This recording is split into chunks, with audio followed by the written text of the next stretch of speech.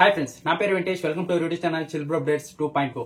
నాగప్రశాంత్ ని జడ్జెస్ తొక్కేశారంటే నేనైతే తొక్కేశారనే చెప్తా. అతను బీబీ అగ్ని పరీక్షలో ఎంటర్టైన్మెంట్ పరంగా గానీ, టాస్కుల పరంగా గానీ, డీమన్ పవన్ కంటే, మర్యాద మనీష్ కంటే, చెప్పాలంటే ప్రియా కంటే, ముగ్గురు కంటే చాలా బాగా ఆడాడు. ప్రతి దాంట్లో యాక్టివ్ గానే ఉన్నాడు.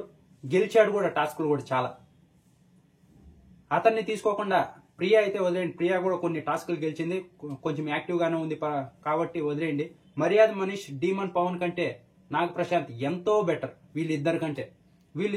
నాగప్రశాంత్ తీసుకొని వీళ్ళిద్దరిలో ఒకరిని వదిలేసినా ఎవరు ఏమనిండ్రు, కానీ వీళ్ళిద్దరి కంటే బెటర్ అయినా నాగప్రశాంత్ వదిలేసి డీమన్ పవన్, మర్యాద మనీష్ లోపల తోయడం ఇప్పటి నుంచినే అన్ఫైర్ గేమ్ మొదలు పెట్టేశారు బిగ్ బాస్ టీం. అందరూ అదే అంటున్నారు. ఇప్పుడైతే మర్యాద మనీష్ అలాగే డీమన్ పవన్ కి కొంచెం నెగిటివిటీ ఉంది. ఎందుకంటే బీబీ అగ్ని పరీక్షలో అంతగా పర్ఫార్మే చేయలేదు వీళ్ళిద్దరు.